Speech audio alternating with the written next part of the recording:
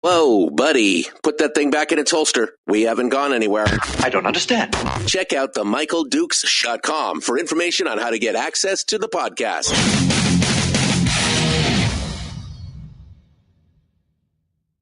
Welcome to the party, pal. The Michael Dukes Show. I have 2 guns, one for each of you. Firearms Friday. As Thomas Jefferson stated, it is the right and duty of the people to be at all times armed. Say hello to my little friend. I say that the Second Amendment is, in order of importance, the First Amendment. The right to keep and bear arms is the one right that allows rights to exist at all. The Michael Dukes Show. The right to keep and bear arms shall not be infringed. Firearms. From my cold, dead hands. Friday. This is my rifle, this is my gun, this is my body, this is my blood. Firearms Friday. Firearms of Friday, your chance to sound off on issues of a 2-8-H'er right here on the Michael Dukes Show. Good morning, my friends, and welcome to the program. Push the button. There we go. It is that most beautiful day of the week where we get a chance to talk about issues related to the Second Amendment and firearms, gun safety, the laws, the tips, the tricks, the tactics, the everything related to, yes, to guns. That's what it's all about today. And we're open, ready, willing, and able to talk with you, to take phone calls, and to discuss. Why? Well, because I think it's one of the most important things that we could be paying attention to. Of all the rights that are out there, and you heard old Chuck Heston say it during the theme music there for the show today, is the Second Amendment is, in order of importance, the First Amendment. It's the one right that allows all the other rights to exist at all, right? Because we have this unique opportunity to live here in the United States, where we have this unique experiment that we call a constitutional republic. Now, we're a constitutional republic that, uses a democratic voting system, uses portions of democracy to try and to rule ourselves and do all the thing that's needed and everything else. But when you look at the actual rights that were enumerated at the very beginning there, after they wrote out the Constitution, and they'd say, hey, there's some things we probably should add here. So they started with that first 10 issues on the Bill of Rights, freedom of speech, freedom of religion, free to be safe in our homes and our persons, the right not to incriminate ourselves, the right to keep and bear arms. You just go down the list and you look at all these things. And these were things that obviously the founding fathers, who were historians, they were students of history. They'd understand the things, and they were, had just come through a bloody civil war and had understood what tyranny looked like and what oppression from an unjust overlord looked like. They were looking at all the things that, how do we fix this? How do we not fall into this trap again? Essentially, is what it came down to. And as they started to go through these things, Jefferson and Madison and those, they laid all this stuff out in the Bill of Rights and put it through there. But that Second Amendment was, in order of importance, the First Amendment, because without the ability to push back, without the ability to stand firm in your beliefs and say again, remember, they had just come out of a bloody civil war with England. It was a revolution, right? But it was a civil war essentially with England. And so they recalled this and understood that the only way that they could win this, the only way that they could stay away from that, was that people had to be able to push back and defend themselves against that kind of tyranny. Now, fast forward 240 odd years, and here we are, where we live in the lap of luxury.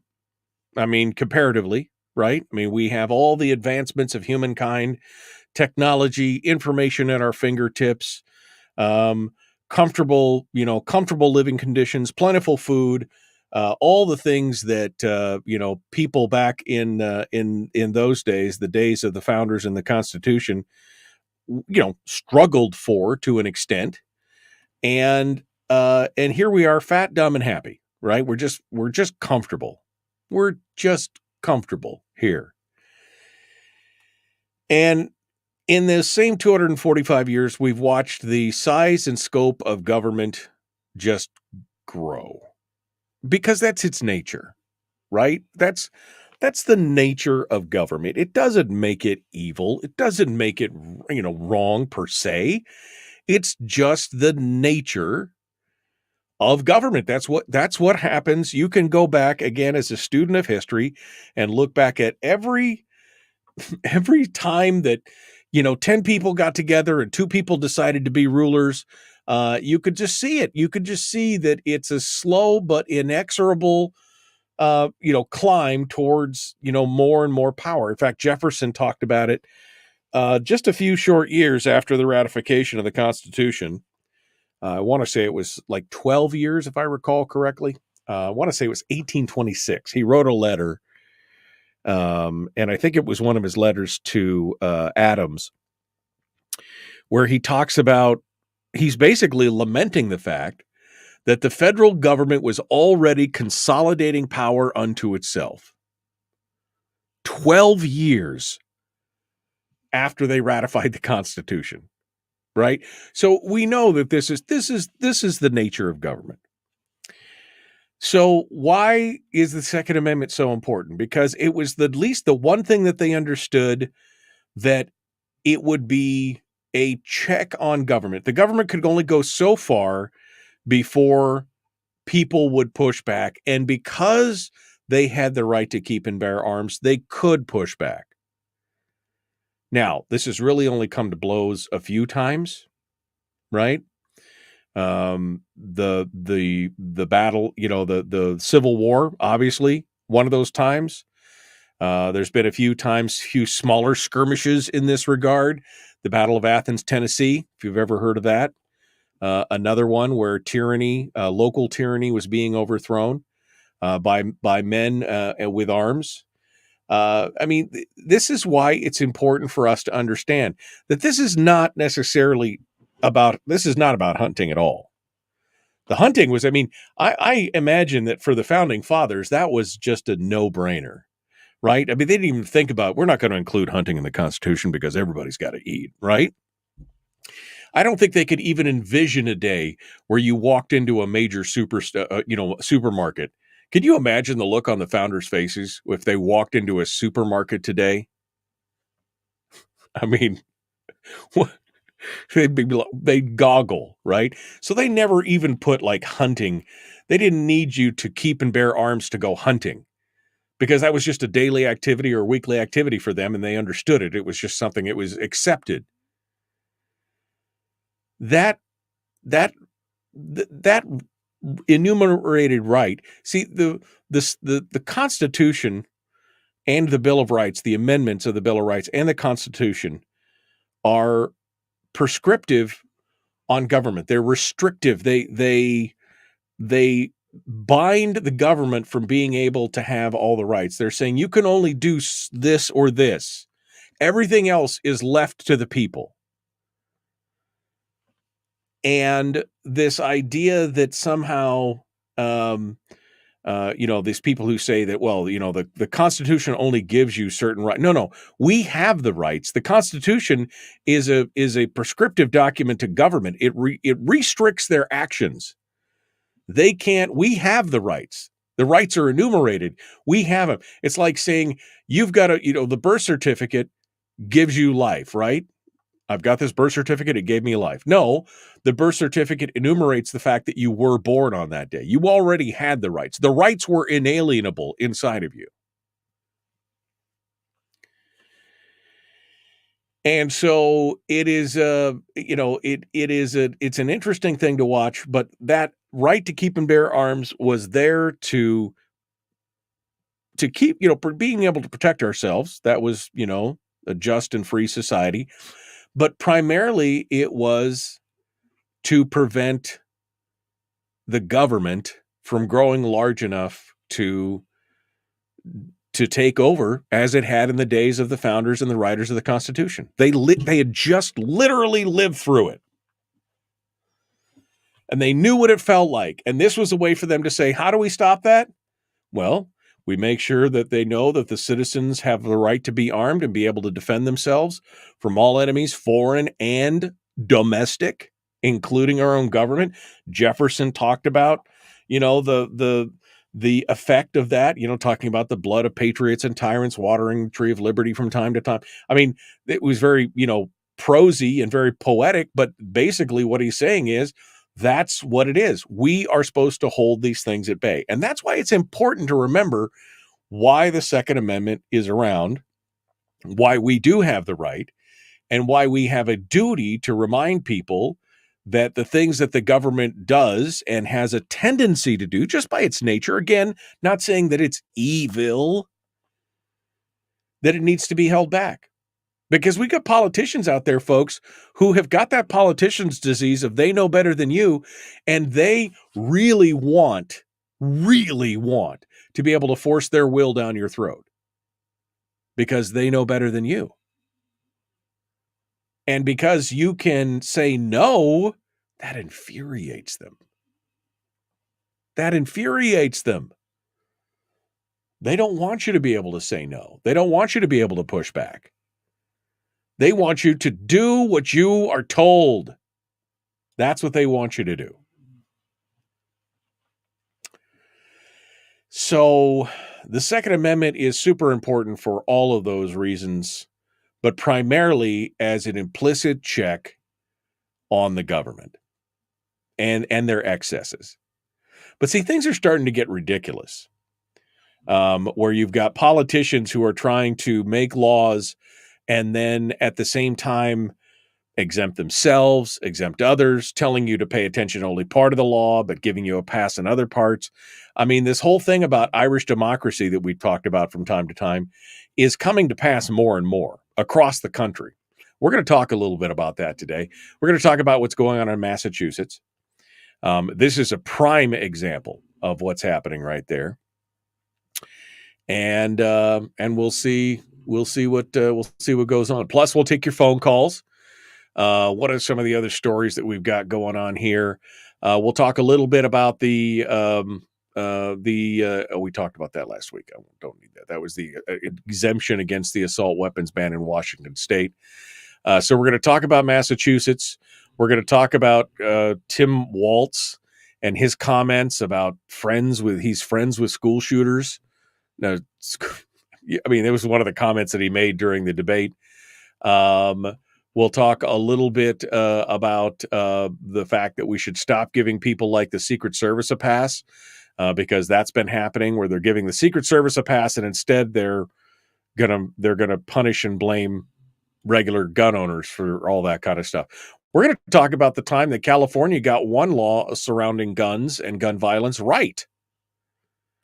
And then a prime example of why we need crime control and not gun control. These are just a few of the stories that I want to get to today as we continue to move forward. So we're going to jump into this and keep things ready to rock and roll.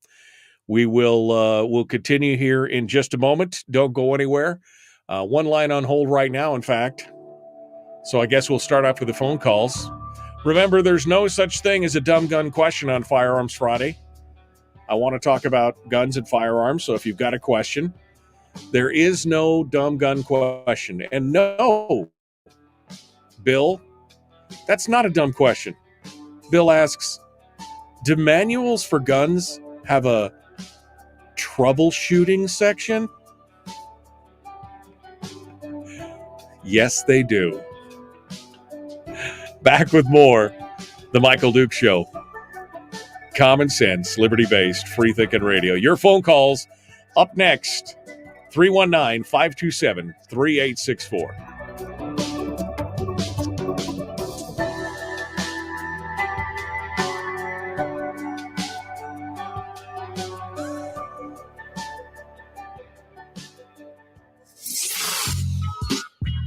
What is that? Common sense. Regularly heard on American radio. Michael Duke Show. Radio.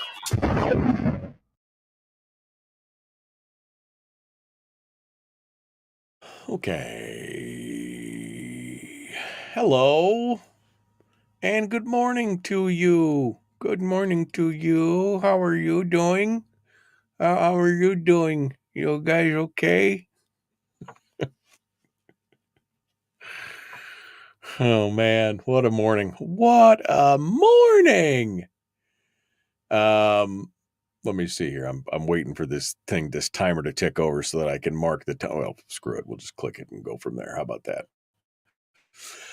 Okay. How are you guys this morning? How are you doing? Let's see. Typically, I think Greg didn't have his coffee this morning because Greg's like, well, you typically look to the shooter for problem solving. Too much trigger, too little trigger, improper sight picture, etc. Yeah, I mean, maybe I haven't had my coffee and I'm not getting Greg's sarcasm, but yeah. I mean, a gun manual have a troubleshooting. I mean, what's that T-shirt? Oh, this is my Roberts Space Industries T-shirt. Roberts Space Industries. For Chris Roberts, who is the original designer of the game Wing Commander, and Freelancer and Privateer, and now Star Citizen. Roberts Space Industries. That's my T-shirt for today. All right, let me go back to the beginning here. See, I saw my dad there. Good morning, Dad. I love you. Hope you and Mom are doing okay this morning. Every time I think to call my mom and dad, it's like 10 o'clock at night. You know what I mean? It's just like, oof. Okay. Good morning. Good morning. Good morning. Good morning. Good morning. Good morning. Major Malcontent. Good morning from the Nil Chick. Thank you, David. It's nice and warm this morning. It's like almost 50 degrees. It's like 47 degrees here at the house this morning. David says, hey, how can Homeland Security Secretary Mayorkas say his agency, FEMA, is broke? Yeah, I mean, the new fiscal year just started. I mean, okay. Chris says, wow, California got something right? Yeah, I know. All right, that's it. Good morning. Good morning. Yeah, sorry you're late. I wouldn't have waited for you. Glad you didn't wait for me. Yeah, I know. We were busy. We were busy. And good morning, Audrey. Good morning. All right. Well, that's it. I'm all caught up. You guys are quiet this morning. Ooh. All right. Bill said that joke about the troubleshooting for a gun manual. He said, I've been sitting on that one for a week. Thought of it right after the show last week. I even set myself an alarm to remind me to ask it. It's the little things, Bill. Right? That's what she said. It's the little things. Okay. All right. Thank you, Bill. That made my day right there. That made my day. All right. Okay.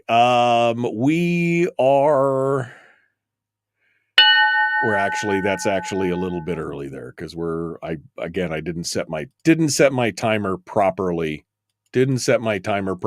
So before we got started this morning. So that's a little early.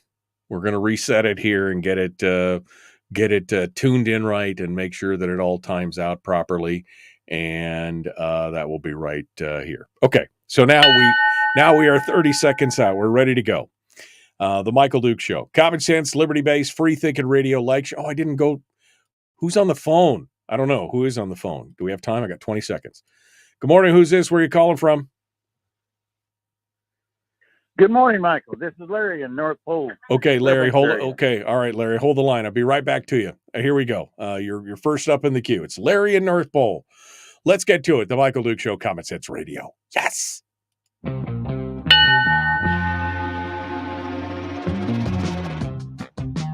What the hell is an assault weapon? Does that mean that if we hurt your feelings, you should consider the Michael Dukes Show assault radio? Okay, we can accept that. Here's Michael Dukes. Kind of a dick, but somewhat funny. Sometimes I'm somewhat funny. Welcome back to Firearms Friday, this beautiful Friday morning. Almost 50 degrees. It was 48, 47 degrees at the house. It was pretty nice. I mean, considering yesterday was 38. Anyway, let's get back to it. We got a line on hold here. Larry is up in North Pole. Larry is wanted to call in today on this beautiful Firearms Friday. So let's start off with his calls. We got more lines open, by the way, at 319-527-3864. So let's go over here to Larry and see what he has to say. Good morning, Larry. What's on your mind? 24 degrees at my hole here in North Pole this morning. Okay, you could have that. Windshield all frosted over. But main reason I called, Tanana Valley Sportsman Association having their gun show this weekend, the 5th and the 6th, at their building there on Airport Road, catty corner across from Fred Martin West. And you can get in at 10 in the morning and till 5 in the evening, and I think that's both days. I forgot to ask what the Sunday hours were, but that's usually 10 till 5.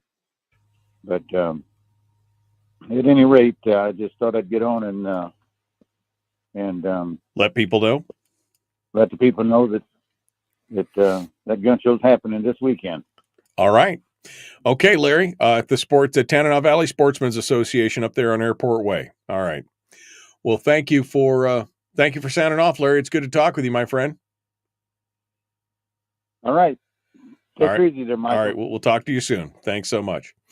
Again, 319-527-3864 if you have a question.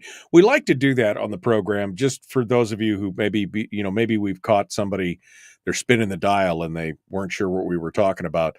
We like on Fridays, we like to answer questions for guns. And, I have this thing that I call somebody, it's a label of somebody who's, not pro-gun, who's not anti-gun. They're kind of in the middle. Maybe they're what I like to call gun curious. Maybe we should get some T-shirts made that say gun curious.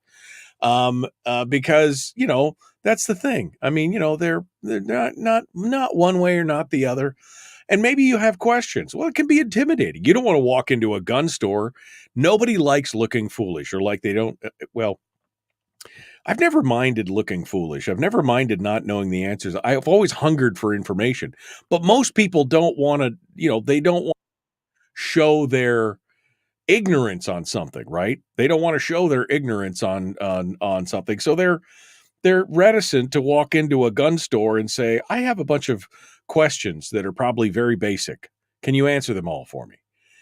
And so we try to do that in an anonymous fashion here on the program. where you can give a fake name if you don't want to say, hi, this is Jim from so, you can give another name if you, but we're here to answer questions. And the whole goal of it was to say, there's no such thing as a dumb gun question. We all start off somewhere. We all start off somewhere with zero knowledge on something, and we've got to learn it. I myself have been learning a lot more about radio engineering lately, like the actual RF side of engineering. And it's a daunting task. It is daunting. There's a lot of times when I go, I don't understand. Can you explain that to me again? Can you explain that more? Can you go in depth? And yeah, I mean, it's hard.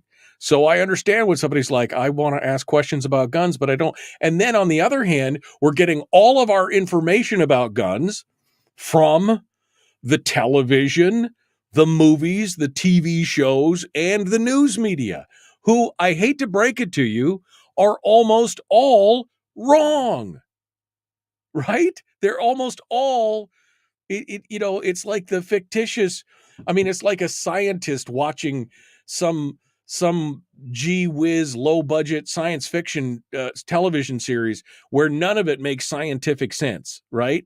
Don't get your science advice from Star Trek. You just can't count on it.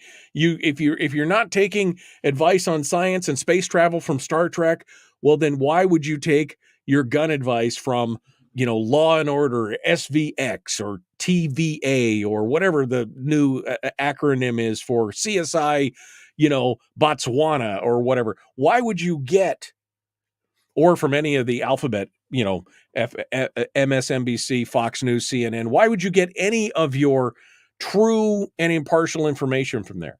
Again, it's like trying to get science lessons out of Star Trek. It makes no sense whatsoever. You've got to go to people who know. Well, I know a lot, but it's not just about me. I have the smartest listeners in the world. There's no doubt about that. And so, and my Google Fu, I have a black belt, 3rd degree in Google Fu. So I can look up questions that you may not quite understand how to search. But between those two things, we can answer a lot of questions. So if you're gun curious and you've always wanted to know about something or, get questions answered, feel free to call up 319-527-3864. Sorry, that was a long-winded, but again, I thought about that analogy here recently about, we get all our information. The majority of people who aren't in the gun culture, who weren't raised with guns, who didn't, haven't used them for years, where are they most exposed to firearms, right? It's in their entertainment. It's in their feeds. It's the video games. It's the television shows and the movies and the commentary from talking heads. And we all know that that's not real.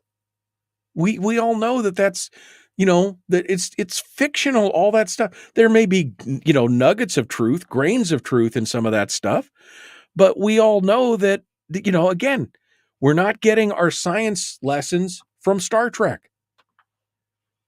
Makes no sense. Oh, okay.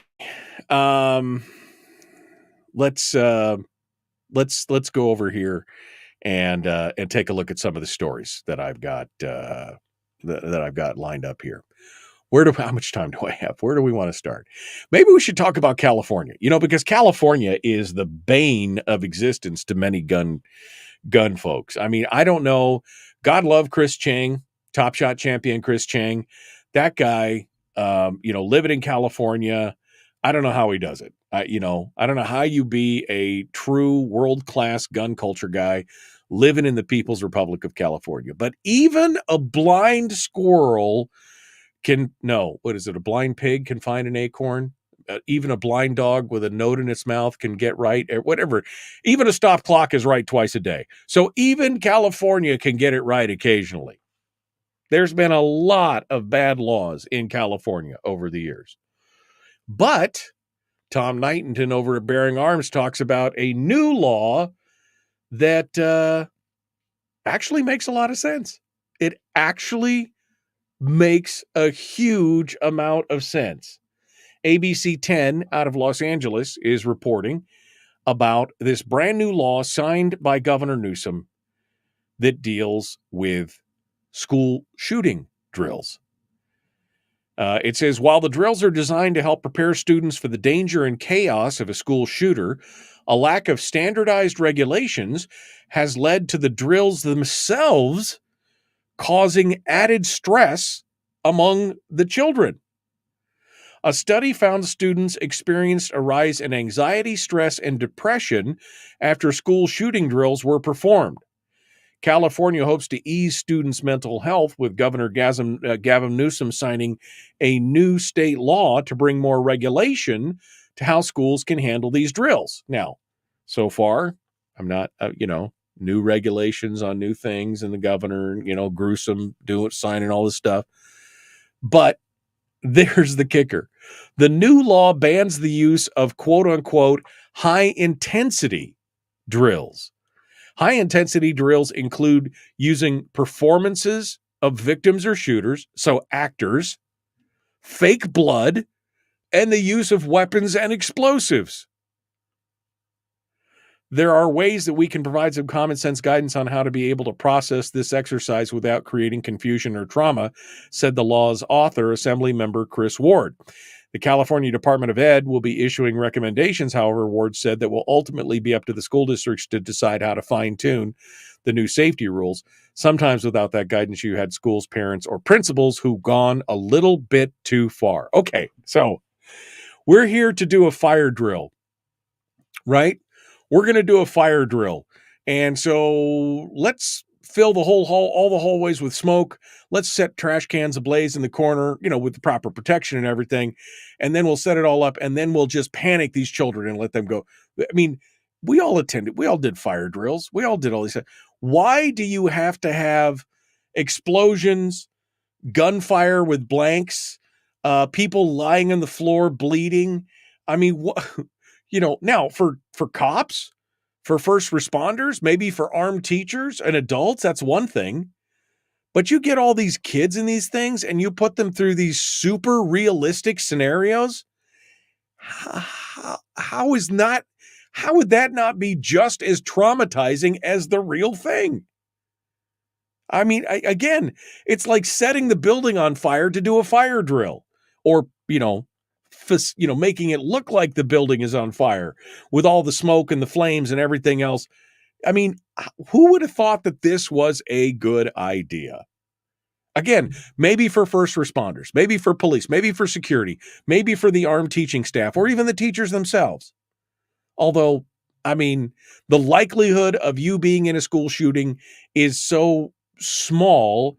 In fact, it's more dangerous to fly your kids one time in an airliner than it is for them to be in school for 10 years. I mean, that's that broad a thing, right? So, but why would you subject these kids to? So, hey, good deal for California. They finally got something right. They're going to stop the use of the high intensity drills where they use actors as victims and shooters, fake blood, weapons, explosives, everything else. It's like a movie set. You wonder why these kids come away with anxiety and stress and depression and don't want to go to school anymore. Why would you? I would be so pissed if I was a parent and I find out that they did a drill like that in my school with my kids. Well, I mean, I homeschooled all my kids, right? So, but if I had put my kids in school and they did something like this, I would lose my mind. So how do we protect these kids from being hurt? We traumatize them. We traumatize them. I mean, they'll do what we say then. They'll do what we say then. We traumatize them. All right. I just got a line on hold, but I'm up against the break. So caller, hold the line for just a second. We'll be back with more The Michael Duke Show. Comments. I mean, who thought that was a good idea? I know. We'll just get all the kids in the class and then we'll throw some flashbangs and some explosives and we'll lay some people out who look like they're dead with blood everywhere. And then we'll see if the kids remember the evacuation drill the way it's supposed to be done. How's that sound? It sounds like a good idea? Okay. All right. I mean, whew. All right, we got to go. Back with more right after this.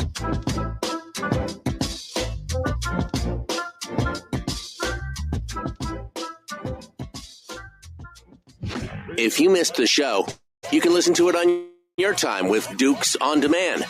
Oh, and it's free. Like America used to be. Streaming live every weekday morning on Facebook Live and MichaelDukesShow.com. All right, let's go over to the phones and see who's on the line so we can take them when we return to the airwaves. Good morning. Who's this and where are you calling from? Good morning, Michael. It's Steve-O from the books. How you doing? Doing good, my friend. You want to hold on for a minute? We'll be back to you here in just a second when we get back to the Ray Didio, okay? Sounds fine. All right, you hold the line there while I read the comments in the chat room. This should be entertaining. Let's see. Okay. Brian for breakfast is having chocolate, banana, and peanut butter protein shake. You know what? I mean, I know it may not look like it because you can only see me from the chest up. I've actually been losing weight, and it's not like I changed a lot except for my breakfast, which I normally used to skip breakfast. But now I have a little bit of meat, usually some ham, sometimes some sliced pork, sometimes some sausage or something, a little bit of meat, a little bit of cheese, usually a whole tomato sprinkled with a little lemon pepper, and sometimes, pickled asparagus spears or a regular pickle or something like that. And I just have a little plate of meat, one or two different kinds of cheeses, some tomatoes, some kind of pickled vegetable, and that's my breakfast as I start off my day after the show. I don't eat before the show. I eat after the show.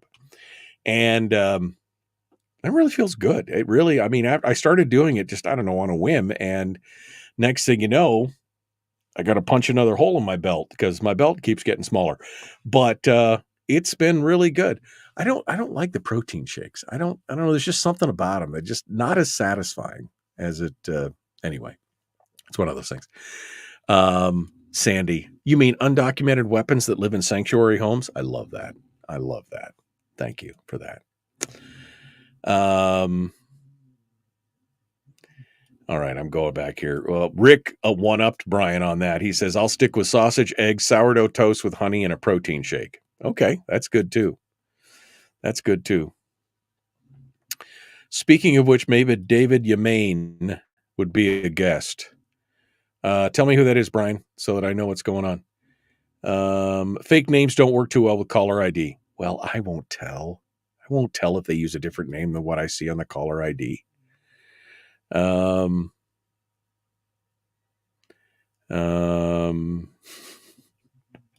Even a blind squirrel gets a nut once in a while. Thank you. And then Brian says, still hung up on the size thing. Takes all the fun out. Greg says, geez, takes all the fun out of drills when we can't have the blood and the guts and the explosions and everything. Oh, man.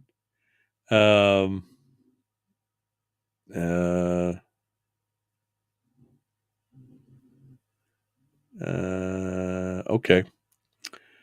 Incendiary drills. Yeah. Incendiary drills should be for first responders only, says Jeannie. Yeah, exactly. I mean, that's exactly what I was saying. But Greg says, on the other hand, the kids won't ever forget. Yeah.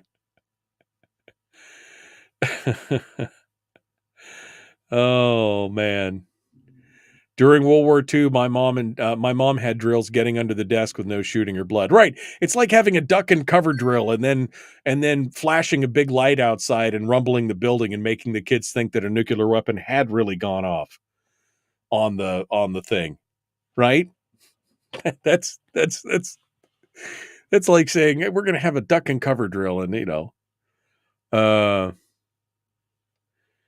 Bill says, honestly, I've been involved in a number of mock disasters, mostly recreating a drunk driving accident outside a high school using kids as actors with very real moulage. the kids freaking eat it up. They love it. Well, yeah, lemon pepper on a tomato. You just quarter the tomato up. Cut, quarter it up, and then sprinkle lemon pepper on it. I like Lowry's lemon pepper, but it's delicious. Delicious. I was actively involved, says Brian, in mountain search and rescue.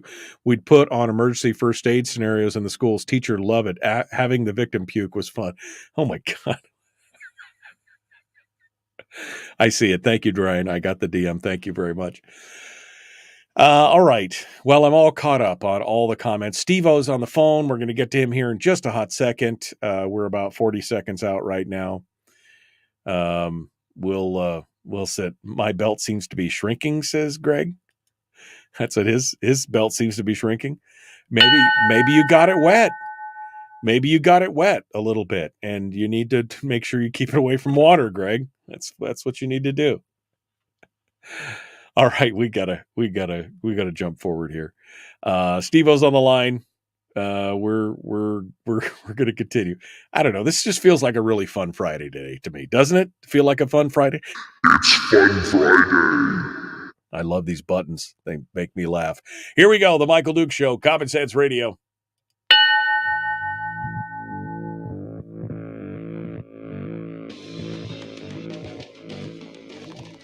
What the hell's an assault weapon?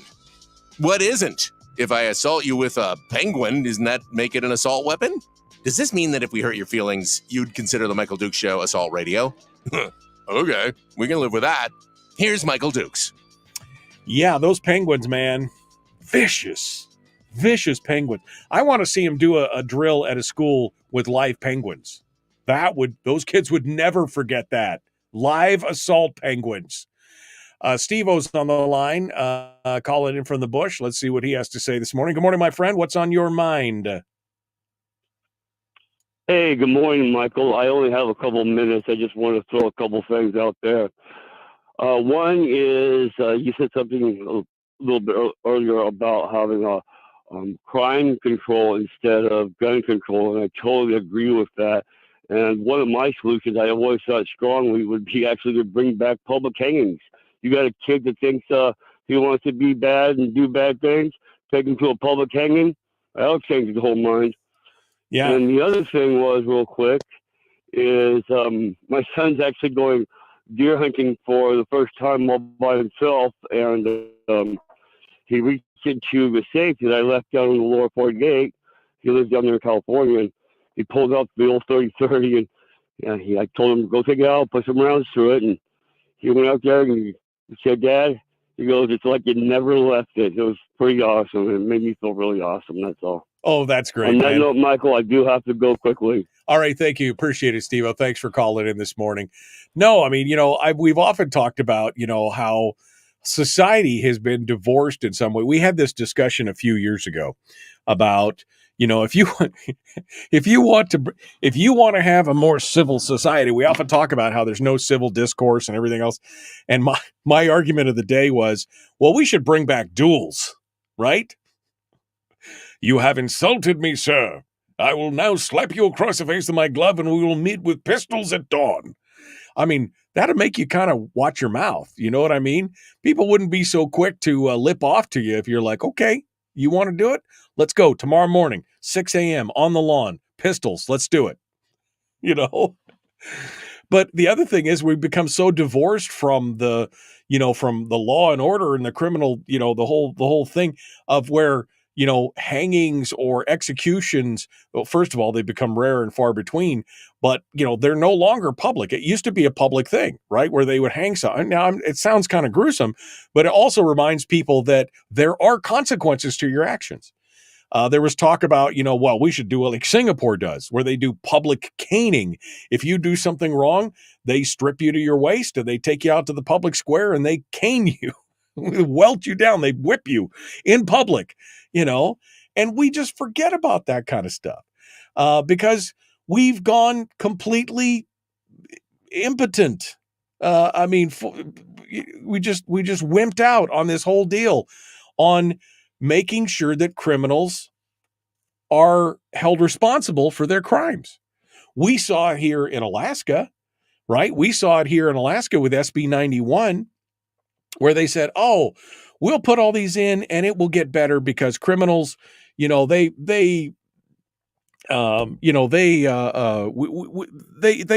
need to take care of them, and they need to have a little extra help, and so we'll give them this extra leniency, you know, or whatever on this stuff. And it's just like, no, it didn't work, right? Oh, you have to steal up to $500 worth of stuff to be able to be actually jailed instead of just writing a fine. There was an article about someplace that had a similar thing where they could steal up to, I can't remember if it was $1,000 or if it was whatever it was. The people were literally walking into these stores with calculators and adding up the prices of stuff and then taking it all. So they wouldn't go over because we become totally soft on crime, right? I mean, we always hear the things about, oh, the Soros prosecutors and but it's happening everywhere. Case in point. Next month, voters in Memphis, Tennessee are going to vote on a non-binding referendum. It's going to call on the legislature to exempt the city of Memphis from Tennessee's constitutional carry law because there's state preemption in Tennessee.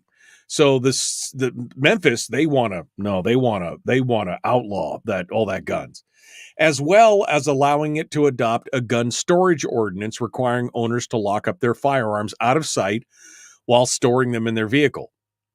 They hope that these referendums, which are non-binding, don't mean a thing. I think it's much ado about nothing, quite honestly.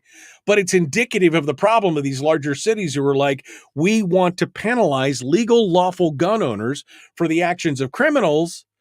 Oh, and by the way, those criminals, they deserve a break. They need some extra things because there's evidence that that Memphis doesn't need new gun control laws. What it needs is to get serious about crime and criminals. 19-year-old Javarius Sistrunk of Memphis. Javarius. Dang. So Sistrunk from Memphis was first arrested this last June. Okay. He's 19 years old, arrested in June. So what is that? 4 months ago? Arrested in June. He was accused of stealing tools. A judge quickly released Sistrunk from custody without having to post bond, allowing him to return to the streets with a promise that he'd show up for court when needed. In late September, 3 months later, Sistrunk was once again placed in handcuffs, this time for allegedly bringing a loaded and stolen gun onto the campus of Hamilton High School in Memphis. Okay. You'd think with all the news that's going on now, you'd think, man, they'd throw this kid under the bus, right? 19 years old, obviously, I think probably too old to be in school now, but 19 years old, has a gun, can't have a gun legally, but because he's over 20 and he's out on bail. I mean, he's not on bail. He was released on his own recognizance to wait trial but he's under indictment for something else.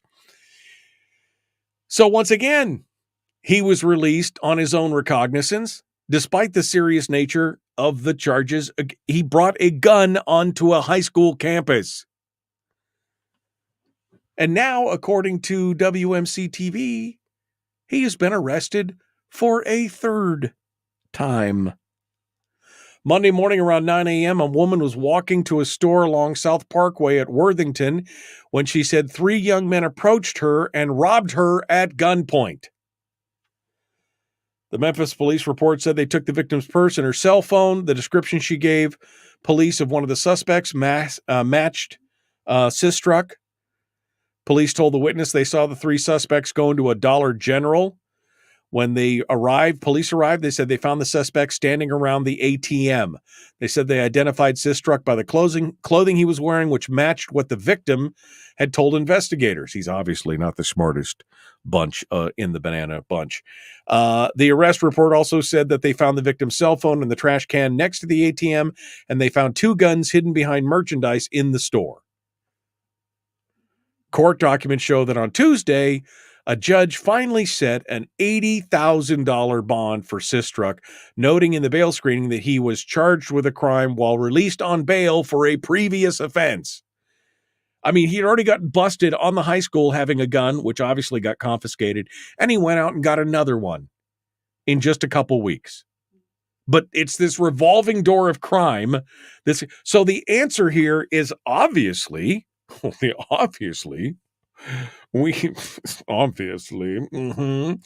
know that they need more laws, because that's what will stop people like Javarius Sistrunk. One more law. If we only had one more law, right? If they outlawed constitutional carry and mandated safe storage laws, Javarius wouldn't have been able to wander the streets and be released over and over and over again. You know what stops these people? More people being armed. That's what stops these people. More people, lawful, law-abiding citizens who are doing the right thing, which is, again, statistically, when you look at the numbers of gun owners and you look at the number of crimes and you realize that the number of lawful gun owners is in the 99.9996 or 4 percentile, and it's only the 0.0006% of gun owners who actually commit crimes with their firearms, that's part of the problem. And like Steve-O said on the phone, we'll bring back public hangings. Show these guys that there is a, and I'm not saying you lynch people everywhere. I'm saying if somebody's been tried and convicted in a court of law, instead of taking it to a prison where there's a little small group in a window and make it all sterile and isolated and only 8 people get to witness, or, there was some deterrence to a public execution. It's not a spectator sport, but it definitely showed, especially a lot of the youth, that there were consequences to their actions. Instead, we've gone totally the opposite direction. In 3 or 4 months, this kid went in and out of jail 3 times, came back with a gun twice. I mean, it's just a matter of time before this guy killed somebody, right? Because there's obviously no consequences for his actions. The only thing that we could come away with this on this is why I go forth armed, right? This is not going to help. And your non-binding referendum to take away the ability to carry guns in Memphis is not going to make it any safer. That's the bottom line. All right, we got more to come. The Michael Duke Show continues. Common sense, liberty-based, free-thinking radio. Phone lines are open. 319-527-3864. We're going to continue in just a moment. Common Sense Radio.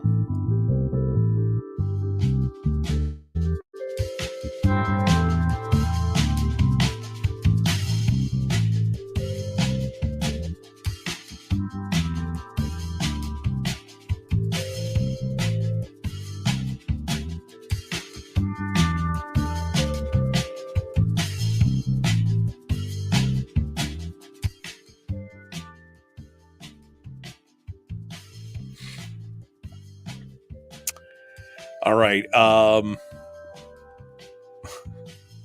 Brian's giving us a range review here. Bought a new belt. Been wearing a 511 synthetic belt for years, but decided I need to upclass. Bought a Hunter brand belt. Holy cow, nice belt, spendy. Now I'm worried about shrinkage.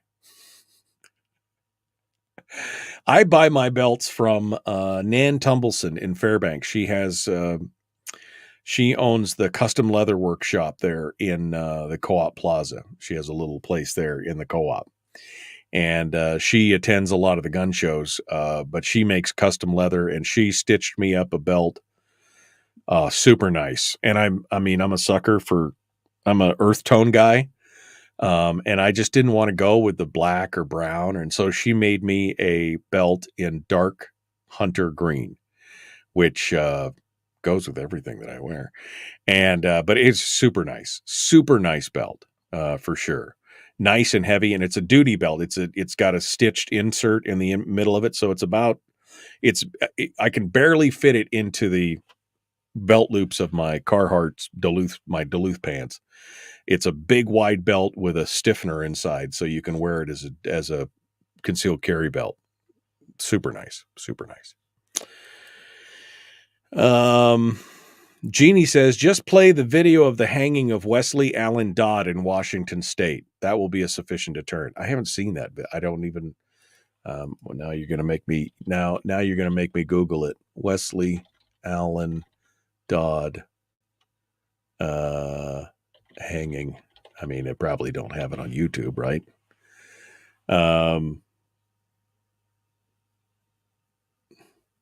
He chose hanging over lethal injection. Okay. Oh, I don't know if I necessarily want to watch a video of it, but I'm just curious as to was it particularly gruesome? I'm just curious. All right. I'm going over here. Chris says they used to hang horse thieves. You know why they used to hang horse thieves? Because in those days and in those places around the country and in the way the society was at the time, if your horse got stolen, you had a good potential of dying. That's why. Because a horse was not only your livelihood, chances are that if your horse was stolen, you'd never make it home. That's why they hung horse thieves. Frank says, yes, there are consequences for crime. 3 hots and a cot, dental care, sex changes, health education, exercise room, and cable TV. All right. Let's see. Scrolling through some of these comments. What happened to society? Because when I was in school, had a gun rack in the back window of an old truck. Nothing, never happened. It's crazy now. I know. It's, that just makes no sense. Oh,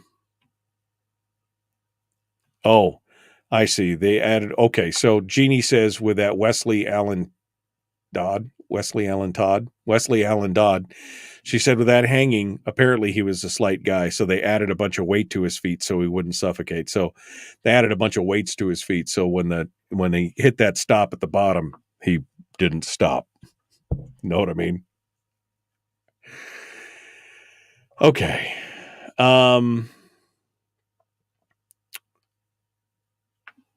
Yeah.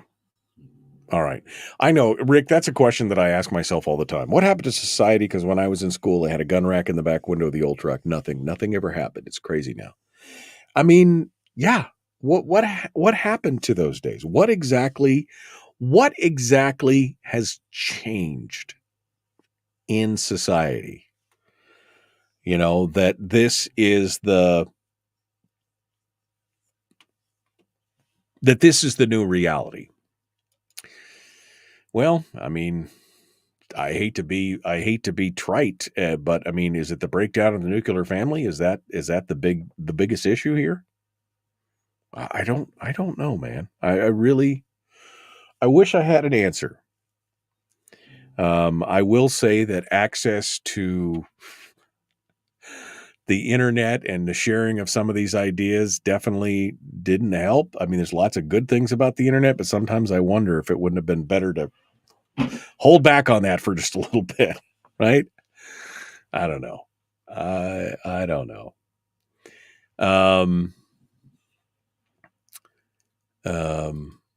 In 2013, the United Nations passed the Arms Treaty Trade Resolution. It requires countries to report imports and exports of guns and weapons. 113 countries have ratified it. Another 28 have signed it, but have yet to ratify it. The U.S. signed it in 2013, but has not ratified it. Yeah, it's the Small Arms Treaty. I don't think it'll ever be ratified, but there you go. Breakdown of the nuclear family, that's racist, says Jeannie. Yes, I am. I am racist against nuclear. Brian says he blames LBJ's Great Society. I think there's a lot to that. And I think it actually started probably further back during Roosevelt with the WPA and price controls and government taking over a lot of that stuff as well. I think a lot of that I think a lot of that stuff just kind of keep feeding into each other. So, all right, we got to go. Hour 2 is dead ahead. It's Firearms Friday, my friends. Let's keep getting to it, shall we?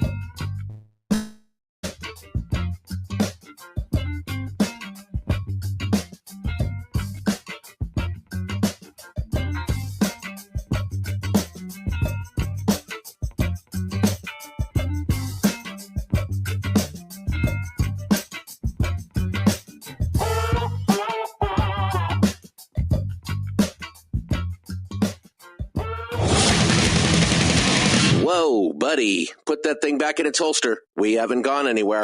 I don't understand. Check out the MichaelDukesShow.com for information on how to get access to the podcast. Welcome to the party, pal. The Michael Dukes Show. I have 2 guns, one for each of you. Firearms Friday. As Thomas Jefferson stated, it is the right and duty of the people to be at all times armed. Say hello to my little friend. I say that the Second Amendment is, in order of importance, the First Amendment. The right to keep and bear arms is the one right that allows rights to exist at all. The Michael Dukes Show. The right to keep and bear arms shall not be infringed. Firearms From my cold, dead hands. Friday. Take my rifle, this is my gun. This is for fighting, this is for fun. Firearms Friday. Firearms Friday, your chance to sound off on issues of a 2A nature. That's Second Amendment for you noobs. It's newbies. That's brand new person. Thank you for joining us if you're a noob. Thank you. I like that. Welcome back to the program. Firearms Friday is the day that we dedicate to the Second Amendment, talks about guns, the gun culture, gun talk, gun laws, tips, tricks, tactics, and more, plus a little history. And sometimes when I'm feeling like it, a little fun and frivolity. That's what it's all about today. Phone lines are open. Gun questions are welcome. 319-527-3864 on this beautiful Firearms Friday. Let's get to it. We actually had somebody call in right at the top of the hour. So we're going to start off with phone calls, and then we'll move on to some of the other stories that I've got to talk about here in just a moment. So let's get to it, shall we? We'll see what you guys have to say. Good morning. Who's this? Where are you calling from? Morning, Michael. This is Ron Bernier. Hey, Ron, what's happening? What's on your mind this morning? District 7 out in What's Matsu Borough. Hey, what's going on? What's on your mind? Well, I've been talking with staff at the borough about setting property aside for future gun ranges, and so staff's taken that up. We've identified about 10 different parcels in District 7, and I met with them last week, and we're going to probably move 4 of them or so forward to the assembly to actually set aside for future gun ranges. So these are gun ranges inside the borough that would be municipal run or municipal run gun ranges? This is property, borough property, that would be dedicated for future gun ranges.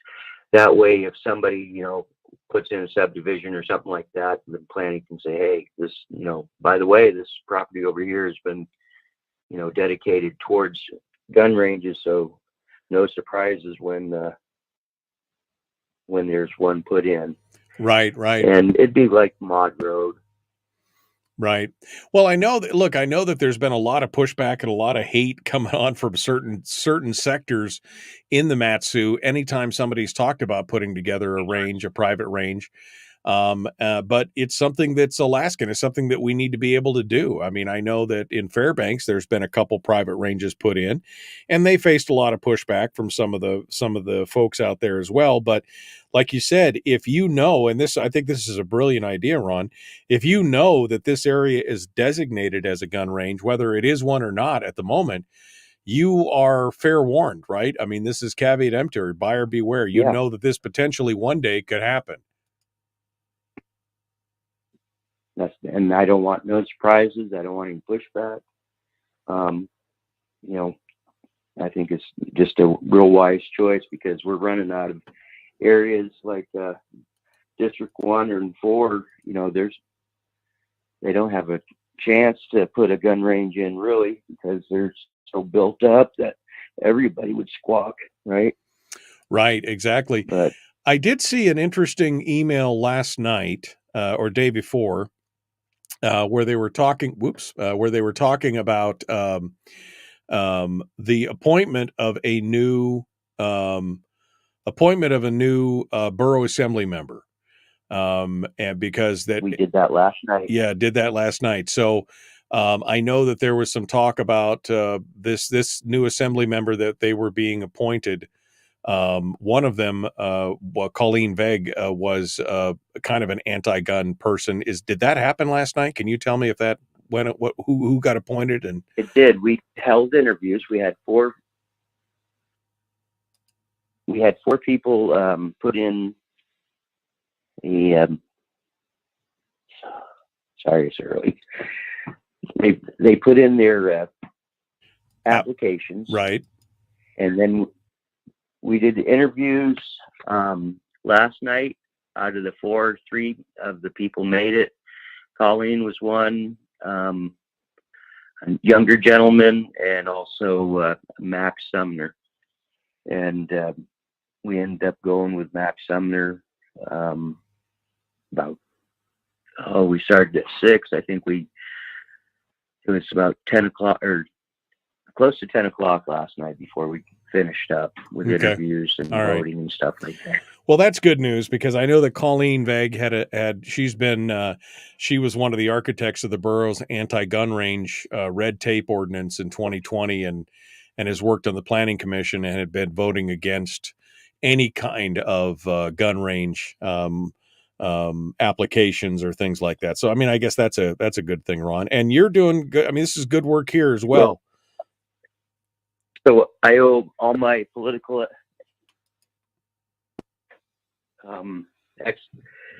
expectations to her then, huh? Yeah, exactly. Yeah, no, I'm glad you're able to put this in. I'm not a politician by any means. I'm not a public speaker by any means. But I heard from a friend back in 2020, Ron, they're trying to make it to where you can't even shoot on your own property. And so we all went down to the borough. There's a couple hundred people walking around with flags and ARs, and went in, listened to about 60 some odd people, tell them don't mess with the Second Amendment, don't mess with anything to do with it. And then I watched my assembly person vote for putting ordinances together against gun ranges. So yeah, that was my first assembly meeting. And then 21, I waited until the very last day. I walked into the borough at 4:54. It was going to shut down at 5 o'clock, and signed up.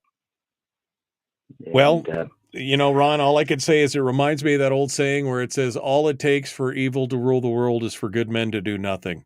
And sometimes we got to step up, even if we're not a politician or a speaker or a leader or whatever.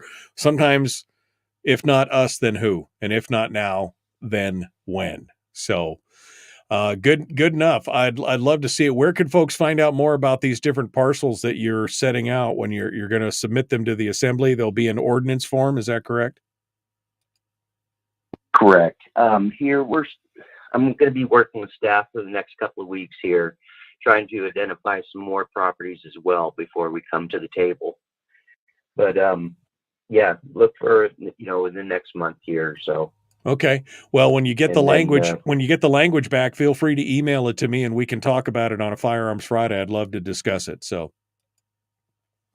Yeah, I've been wanting to call in. We did the firearm training, and I got the resolution passed there where the Matsu Borough encourages its residents to maintain a firearm and ammunition for the safety of themselves and their community. Well, we have to, Ron. Yeah.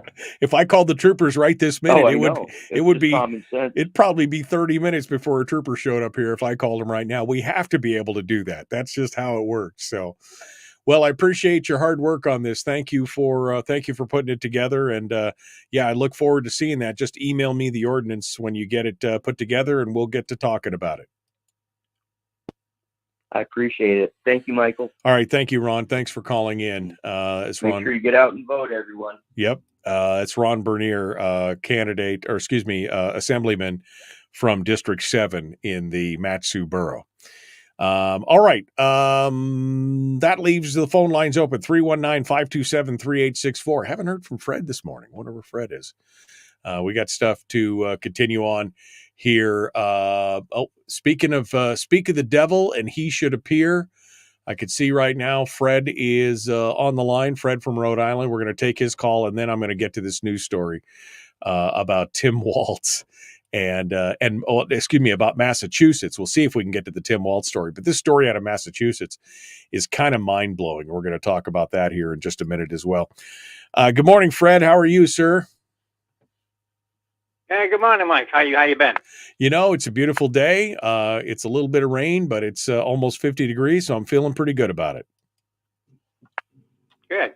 When I'm calling in today about, you mentioned earlier in the show, like right around the beginning of the show, the whole thing about the government, as far as the principles as to, I'm trying to think back here, the whole thing about the whole Second Amendment, with the Constitution. And I think what we're dealing with is we're being influenced, we're being invaded from outside the country, from all kinds of influence from different countries like China, Russia, Iran, even some of our neighbors from south of the border.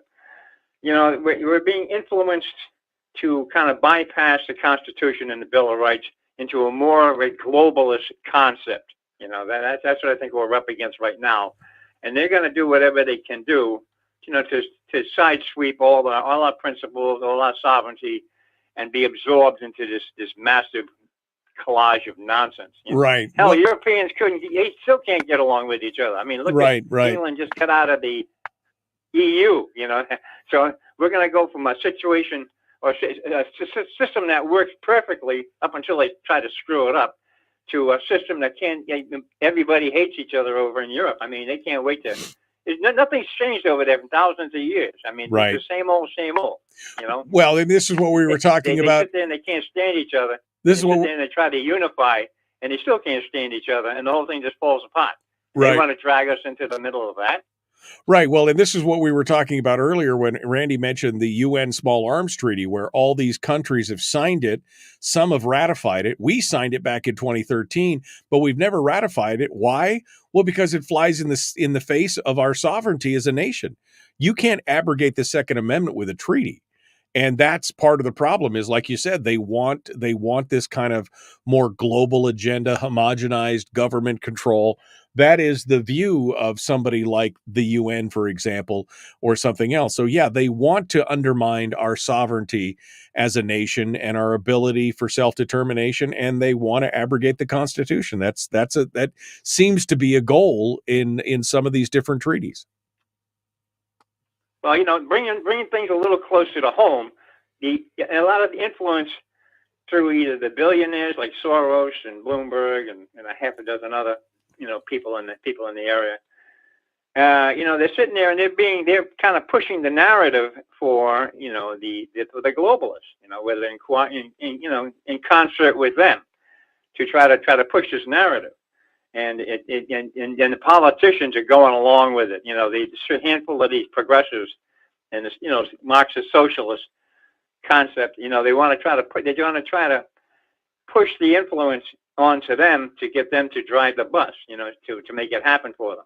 And I think this is where we really have to sit up and take notice and pay very close attention. I mean, you got Kamala Harris and Waltz. This has always been their agenda. And brain dead Biden. I mean, he just goes along with anything they tell him to do, and then they stand behind him to prop him up. Right. And that's been the last 4 years, and we're going to get if they continue with this We cannot stand another 4 years of anything that even comes close to what Biden was doing. We will never survive that. Yeah. And another 4 years of executive orders, which will throw everything into a state of confusion. Even if they do get overturned in the courts, then the burden of overturning those illegal executive orders is now on the people again. You're right. We can't take another 4 years of that. No, absolutely not. Well, that's why they want to that's why they want to rearrange the Supreme Court so they can pack it with a bunch of socialist clowns that will go along with anything that tell them whatever agenda they want to push, they will sit there and they'll push it without question. Right, exactly. All right, Fred. Well, hey, it's good to hear from you. I'm glad you called in. We'll talk with you maybe next week, okay? Very good. Okay, take care, Michael. Thanks so much. I appreciate it. That brings us to the final break for whoops, I just accidentally killed the wrong call. Sorry, Randy. Firearms Friday. We're up against the one of the final breaks here. We're going to continue. We got one more segment to discuss, and then we're going to be jumping into our entertainment report with Willie Waffle, wafflemovies.com. So that's up next. Phone lines are still open. I just accidentally killed Randy's call there. 319-527-3864. We continue right after this, The Michael Duke Show. Common sense, liberty-based, free-thinking radio.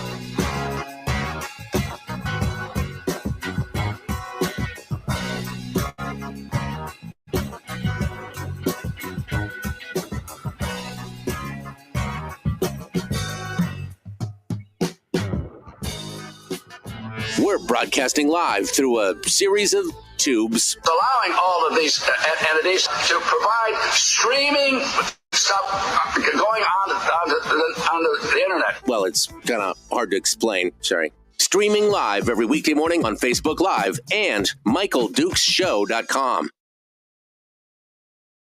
Okay. Randy is back in the phones right there. Randy, I'm sorry. I apologize for hanging up on you. It was not my intention. Mashed the wrong button. So thank you. We will take your call here in just a minute. Brian says, where is District 7? District 7 is Meadow Lakes and Trapper Creek. That's District 7 in the Matsu Borough. So that's where District 7 is. Brian, to answer that question. Let's see.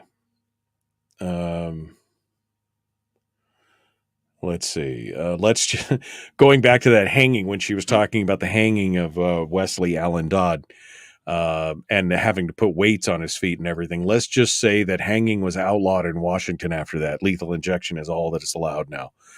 Well, okay. But it probably was not a good thing. Let me see. Brian says to Ron, good for you. Let me know how I can help. Are they going to do these with a conditional use permit? That's a good question.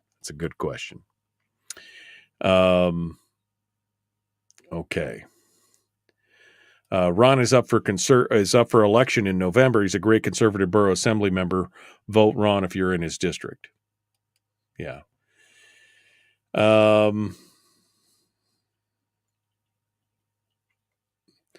Tawny says that's not true about Colleen. She explained herself during the interview. Listen to the recording.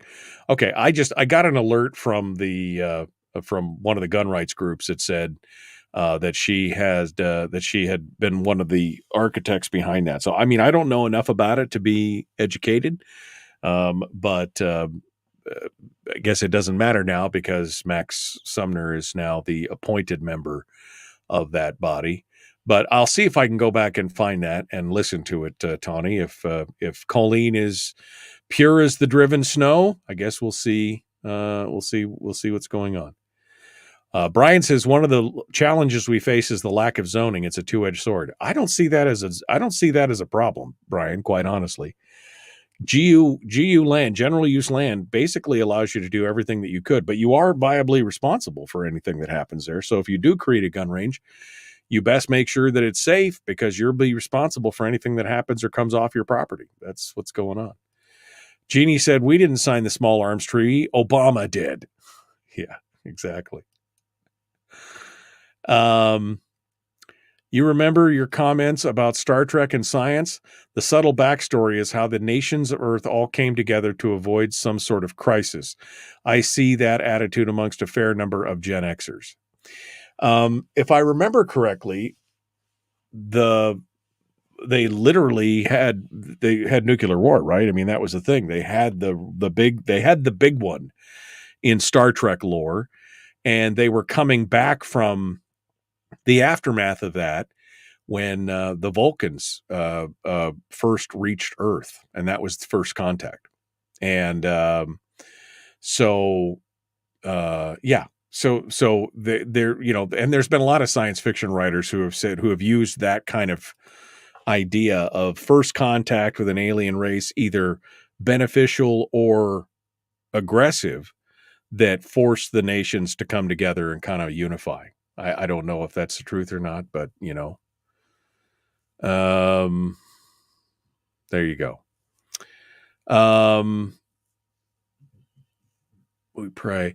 Brian Cherry, I was going to say, let's not forget FDR, who campaigned on smaller government, but increased in size and power immensely. Yes, exactly. That's what I said. He's right. LBJ was a big part of it, the Great Society, but it was FDR who laid the ground roots for a lot of that stuff. Okay. I would prefer no zoning, said Jerica. Dealing with zoning restrictions. I'm watching 2 properties right now that would be excellent for business, but they're zone residential. That's why GU is my favorite. GU, general use land with no restrictions. Do what you need to do. All right, here we go. We're going to jump into this. The Michael Duke Show. Common sense, liberty-based, free-thinking radio. Randy's on the line, plus one other call. We'll do the phone calls, and we'll see where we go from here. Let's get to it.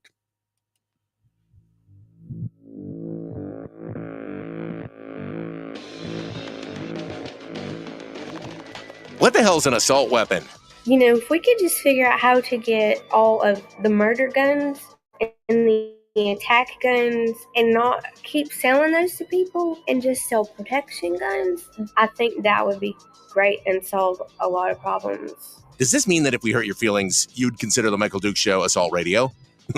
Okay, we can live with that. Here's Michael Dukes. Yep, welcome back. One final segment for firearms stuff before we jump back over and finish up with our entertainment review this week. Let's go over to Randy, who's up in Fairbanks, who I accidentally hung up on earlier. Sorry about that, Randy. What's on your mind, my friend? What are you thinking about today for Firearms Friday? Oh, hello there, Michael. A few Firearms Friday weeks ago, I called in wondering about the possibility of a private citizen stepping up when there's a real crazy person in the society there who's threatening to shoot up the schools, and what if the governmental due process is as slow as molasses and doesn't seem to be doing anything? And kind of the thought is, well, that's a pretty risky thing to do, to go into his house or something and take the guns away, no matter what. Of course, if, we never know if the guy's really going to shoot up the school. He just says he is, but if he did, then you'd look back retroactively and say, boy, I wish I had done something. In the case of that Parkland shooting that happened in 2018, where the crazy person killed 17 people and injured another 17, his parents couldn't even step in because they had passed away a few months prior to that. So he was just a ticking time bomb waiting to go off there. But it made me think of another scenario. What about, and this is not firearms, but related to that firearms example I gave, but what if a grown child has some parents that are kind of losing their eyesight, having some little dementia, a little short-term memory? Would it ever be, and let's say their driver's license is, and they love to drive, the parent loves to drive, and their driver's license doesn't expire until the next year, would it ever be acceptable for the individual citizen to take action, that grown child, and kind of surreptitiously remove the keys or surreptitiously disable the vehicle? They could try to go to court, which of course would cause a lot of strain in family relations, because if I was an older parent, well, I am old, but I'm not a parent, but I wouldn't want to have my car taken away by some know-it-all kid of mine that once thinks I'm not capable of driving. Even a person with a little dementia can still drive good, and blindness is a little matter of degree. What do you think about that? A grown child taking matters into their own hands. Well, I mean, your hypotheticals are always interesting. This is an issue, even going back to your issue of people who have threatened to do something, or, at some point, you should look for any alternative rather than breaking the law. And that includes maybe public, letting the public know that this person is a danger to society, if that's the case. In the case of a family member, I mean, Randy, that's a conversation that that they would have to have with their parents. Maybe if mom or dad is a danger to drive her out and they refuse to stop, I don't know, maybe pulling the distributor cap on the car or doing, maybe that's what it takes to get it done. I just, that's a tough hypothetical, but that's a family dynamic that, I guess worst case scenario, you go to the police and you say their license needs to be revoked because they can no longer see and they continue to drive. Some of these hypotheticals are hard, but yeah, I wouldn't want my parent to hurt themselves or somebody else simply because they wanted to continue to drive. That would make no sense to me, to do that. I just don't know, Randy. This would have to be taken on a case by case basis. It's kind of a weird hypothetical, but I see that, it seems like we keep coming up against impossible choices at that point. What's right versus what's legal kind of thing. The reason I brought it up, by the way, is because on February 28th of 2018, President Trump on Wednesday voiced support for confiscating guns from certain individuals deemed to be dangerous, even if it violates due process rights. And one more sentence, quote, "I like taking the guns early, like in this crazy man's case that just took place in Florida. ... To go to court would have taken a long time," Trump said in a meeting with lawmakers on school safety and gun violence. In other words, he made an offhanded comment because it was a horrible situation, and it's just something that normal people might think about. Well, should someone else have stepped in even before due process? That's why I brought up the whole scenario.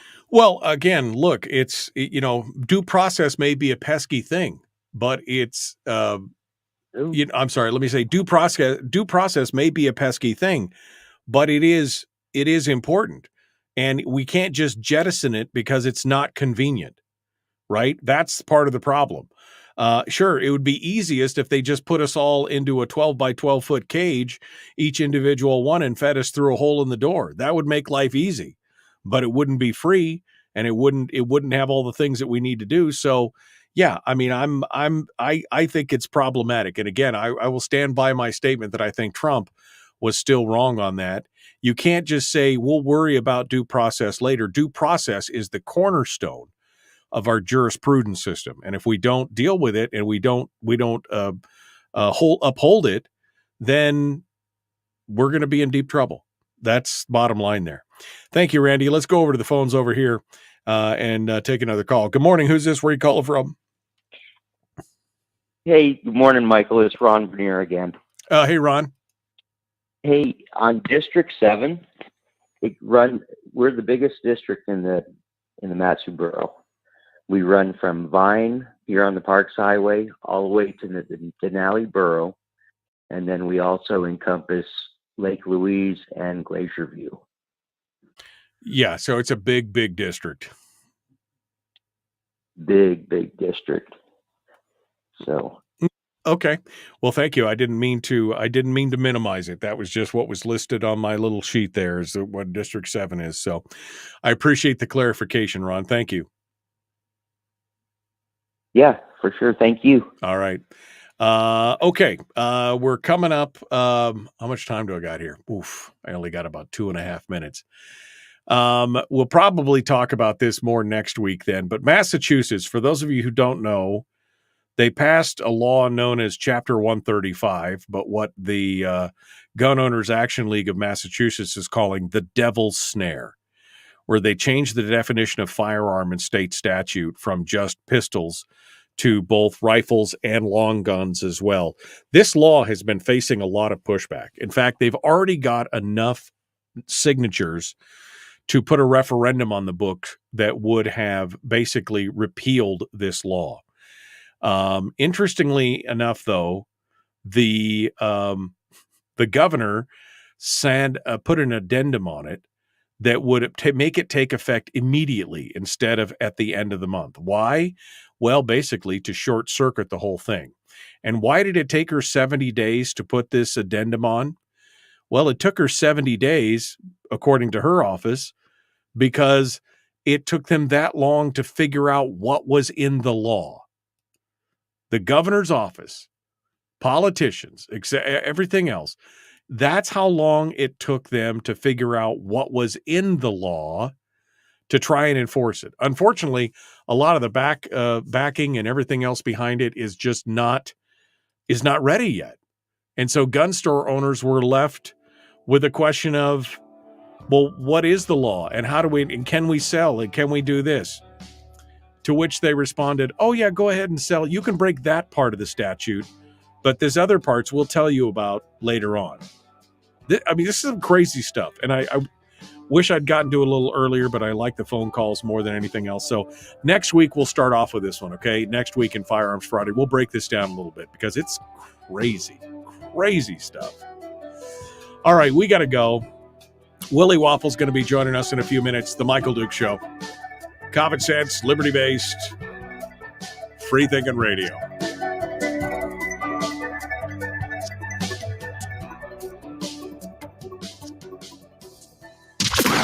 Streaming live every weekday morning on Facebook Live and MichaelDukesShow.com. Okay, we're in the break here. Boy, I readjusted that, and now it's like right in my face, didn't I? Okay, let me just see if I can fix this a little bit here, because it was like right in my face. I was like, there we go. Is that a little better? That's a little better. Okay.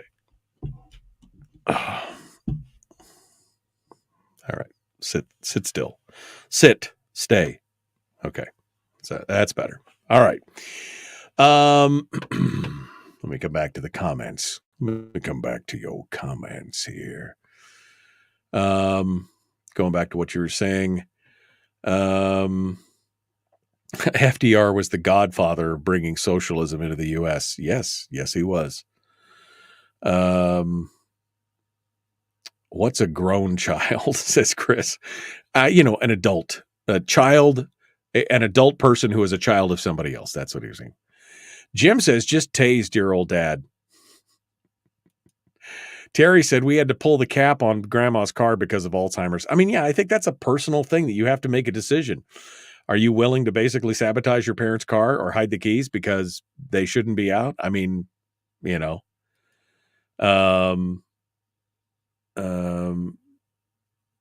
Yeah. When they have no job, live with mommy and daddy and stay home playing video games. What else are you supposed to call them? Are we getting a WWF update? WWE, Ronnie Garvin Stump, Wahoo McDaniel and the Tomahawk, the Crusher, Baron Von Rasch, the Claw. Great memories. But you can't call it the WWF anymore because the World Wildlife Federation got really upset about that.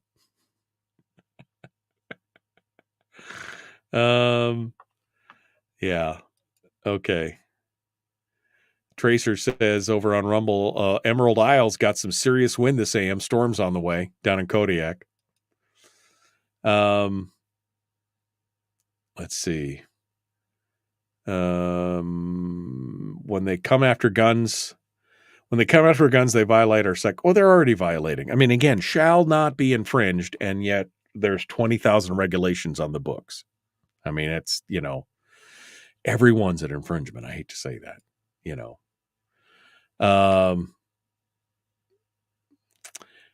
Frank's pretty sure they still taught it when Trump was in school, though. Thus, I said forgotten regarding the brush off of due process. Yeah, you can't just say, oh, we'll worry about due process later. Again, it's the cornerstone of American jurisprudence. Oh, Dick Olson. Did he pass away? I wasn't paying attention to it. Dick Olson from KJMP, Celebration of Life today, 11 a.m., True North Assembly of God in Fairbanks. He was quite a guy. They had quite an operation there, KJMP. That place, oof. Elena said, when my great-grandfather had to have his license taken away, the sheriff, patrolman, and one other person was to see who was going to take his license away. I think it was the sheriff that lost. Dad said it was funny. Yeah, I mean, there is a point in your life or in the lives of your, of your elderly, you don't want to take away their freedom, their mobility and everything else. But if they're a danger to somebody else, you don't want somebody getting hurt. I mean, your parents especially, but you don't want them hurting somebody else. Sometimes you'll have to make that decision. I mean, I love to drive. I love to go out and travel and tool around. But I mean, if I was half blind or demented or, I would hope somebody, if I couldn't see it for myself, I would hope somebody would at least have a talk with me. And if I wouldn't be reasonable, that they would ground me. I would hope so. Because I mean, that would be the last thing that I would want, would be to hurt somebody in that way. That just makes no sense. Yeah. So that's kind of sad. All right, let me get things set up here. We got let me turn off some of this stuff and close the phone lines. Goodbye. All right. Brian says my wife took my dad's license. He was seriously pissed. Yes. I mean, I understand it definitely, that's going to be a hard thing. Randy does come up with some very interesting hypotheticals, doesn't he? I mean, God love him. It's just some interesting stuff. But yeah, you have to be ready to step in if your parents can't drive any longer. Yeah, I mean, it's a tough deal.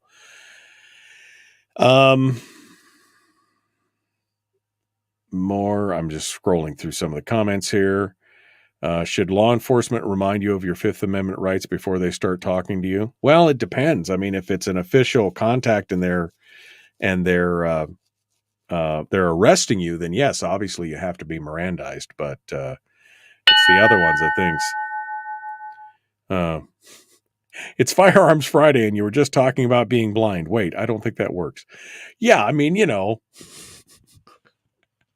maybe if I'm blind, the whole firearms thing's not really working well if I'm blind, right? I mean, that's what it all comes down to. All right. We got to go. My phone is buzzing. Willie's on board. Let's get to this. The Michael Duke Show, common sense, liberty-based, free thinking radio.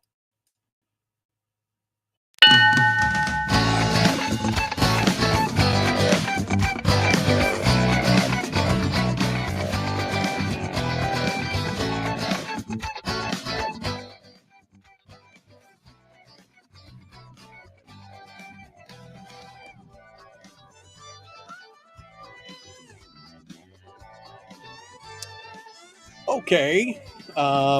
Weekend funny time movies. Willie Waffle, wafflemovies.com, comes in to join us every week to hit us with entertainment, movies, streams, and more. Hello, my friend. How are you? I'm feeling pretty good. How's everybody doing? You ready for the weekend? You ready for some fun? Yeah. You ready to be scared? Yeah. Oh, man, my wife is so excited. This is her favorite time of year. She loves when I first met her, she was a scaredy cat. She wouldn't want to watch any scary. Now, all she waits for is October so she can watch every. She gave me a list the other day. Okay, all the Halloweens, all the Friday the 13th, these over here, this over here. I mean, she's mapping it out, right? So my every spare minute, which is not much this month, unfortunately, is going to be filled with scary movies. But, that's how it rolls around here. So, well, yeah. I mean, I'm amazed at this. Okay. I'm a little older than some of the people listening to this show right now, and I remember when Halloween was more of a kids thing. Well, everybody dress up and they're trick or treat and they go out. We still had scary movies, right? But Halloween was not the commercial enterprise that it is today. It's you didn't. You didn't have like every streaming service bringing out scary movies. Yeah. You didn't have cable channels showing Halloween movies every day for a month. You didn't have as many people doing costume parties and things like that. Yeah. It really has taken off Right. massively. It's a juggernaut. Massively. It is a juggernaut, that's for sure. All right. Well, let's get started on speaking of Halloween. Scream, which was a fun movie. I mean, I don't care who you are. The original Scream was kind of groundbreaking and fun, and the other ones have actually been pretty good overall. And Neve Campbell, the heroine of the original Scream movie, who we talked about before, she got too big for her britches, and they're like, bye-bye, but she's back. Oh, she's back because they need those britches now. They need them bad. So this is how fate turns in Hollywood. Okay, so we had the last couple of Scream movies with Jenna Ortega and Melissa Barrera, and they were doing pretty well. And they were planning to do another sequel, right? Scream 7. And yes, the story had come out that Neve Campbell was offered a chance to be in some of those other Scream movies, but she felt that she should be paid a little bit better. She had a little bit more of a significant role. She's the one who helped make them what they are today. And that was not a thought or a feeling that the producer shared until Melissa Barrera, one of the stars of the Scream franchise, made some statements about the Israel-Hamas war that they decided they didn't want to move forward with her as the star of the movie. Yeah. And her co-star, Jenna Ortega, who you might know is becoming kind of a big deal, right. She ended up dropping off at the same time saying, well, I'm going to be filming my Netflix show Wednesday, so I'm not going to be available. So the Scream people were like, well, what can we do? Yeah. Oh, let's bring back Neve Campbell. So yes, she is going to be back. Yeah, probably should never have gone to somebody else. I mean, Melissa Barrera was okay, but she ain't no Neve Campbell as far as this franchise. So, I mean, it's all good. We will see it in February of 2026. So if you can wait that long. Oh gosh. February of 2026. February is a weird. I mean, why wouldn't you just hold it till October at that point? I mean, come on. I need to look at the schedule. Because this movie is so oriented towards younger people, I bet that's spring break.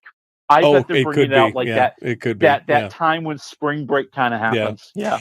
I've watched some reality TV, not much, some. But one of my favorite shows, which was reality-ish, was kind of fun because I'm a hoarder at heart, was that show American Pickers. I think it was on the History Channel originally.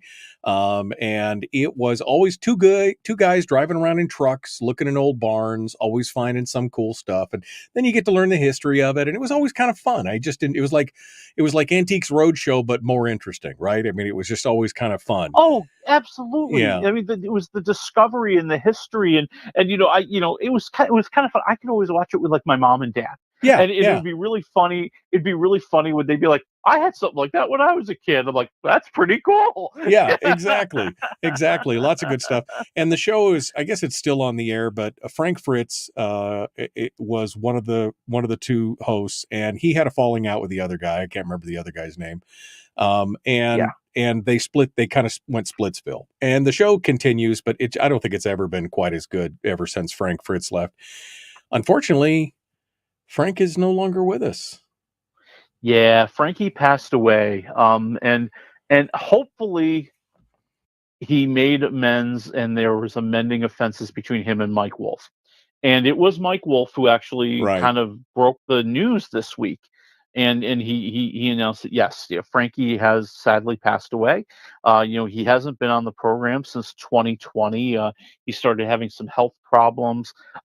He had a stroke, I believe, and it just kind of limited a lot of what he could do. But I'm with you. I think there was also the falling out. Like the falling out was a big part of it as well. Yeah. And unfortunately, Frankie passed away this week, which is sad because I'm with you. I really liked the two of them together. They both had a lot of great knowledge, and it was kind of like the Siskel and Ebert thing. Like it was fun to see them kind of conflict a little bit because they were both so smart, and you could hear both sides of the argument. Yeah. But you knew in the end they were pals. It was always good. Siskel and Ebert for a long time. Yeah, exactly. No, it was always good, and he wasn't that old. I mean, I don't think he was more than he was within my age, maybe 5 years older than me or something. I'm with you. Yeah, I think he's around our age. Yeah. Yeah. So it's really sad. It's really sad. It's sad, but does make me want to go back and watch some episodes of American Pickers from back in the day because that was kind of a fun show. Oh yeah, I'm totally gonna check it out again. All right, everybody thinks the sun rises and sets out of this guy's backside, and I think he's okay. But Daniel Day-Lewis, man, it was a big deal when he walked away from Hollywood, but that's about to change. Yeah, so Daniel Day-Lewis, one of the most awarded actors in all of Hollywood history. I mean, right off the top of my head, I want to say, and somebody will fact check me on this, I believe he is the only person who has ever won Best Actor 3 times at the Oscars. And that's Best Actor, not actress or any other award. It's Best Actor. I believe he's the only one who's won that 3 times. And yeah, he walked away like 8 years ago or something. He did his final movie, The Phantom Thread, and said, I'm just kind of done with this, and really disappeared. Like, you never saw Daniel Day-Lewis until like maybe a year or two ago when somebody just happened to get a picture of him walking down the street in New York City. Well, he's back. He's unretiring. And what is going to bring him out of retirement? It's not money. It's not fame. It's nepotism, my friends. Nepotism. Okay. His son has something, right? His son is doing something. Yes. So he and his son actually wrote a movie together. His son is going to be the director.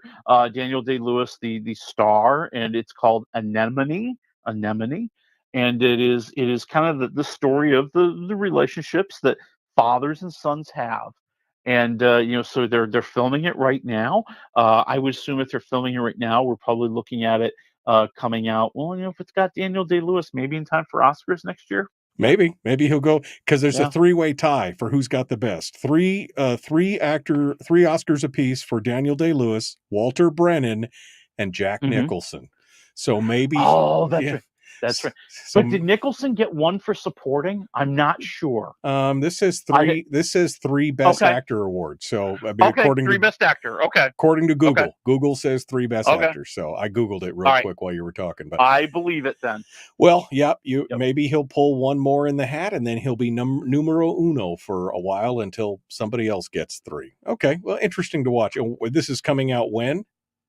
And this is, we don't know yet. Right now they're just filming it. Now, if it's like most independent films, and this is really what this is, first they're going to have to finish it. They're going to have to maybe take it to some of the festivals, like Sundance Festival, places like that in the winter and the spring, and then hope to get a buyer and a distribution deal. So I would say a year from now. I think that there will be a push to put it out at Oscar time because of Daniel Day-Lewis and the chance that he might get nominated, and that would be very good financially for the film. So I'm guessing a year from now. Okay. Quick hit, because I don't have much time here, but I will mention this. We could spend the night at Prince's house. We could have a party at Prince's house, you and I. We just got to go to We just got to go to Airbnb, and they're going to rent his house out. Yeah, so members of the Revolution, Lisa and Wendy, have remodeled Prince's childhood home in Minneapolis, and it's totally Princified. Okay, so the bathroom has totally been remodeled to look like the bathroom from the When Doves Cry video. They've got a lot of his outfits there. They've got like a jukebox with all of his favorite songs in there. Everything's purple, man, and there's a special, if you can find it, like a puzzle to get into a special room that has a ton of stuff from Purple Rain, and the rental price is kind of cheap. I mean, everybody's going to be fighting for it, and they're only going to have it open from like October 26th until I want to say around Christmas time. Well, maybe, I guess if you're a true diehard Prince fan, that's the way to go. All right, well, let's jump over to the films. We've got 3 different pieces. One is Netflix, one is on Hulu, and one is at theaters. You give it to me, my friend. Let's talk about the movie that I think most people are wondering about. Yeah, it would be Joker, Folie à Deux. Oh. Yes, the Joker 2. Joaquin Phoenix is back, and he should have stayed away. This was a big mistake. I was a little bit heartbroken over this movie because I loved the original Joker. And it was a great standalone movie. Yeah. And now here we come with part 2.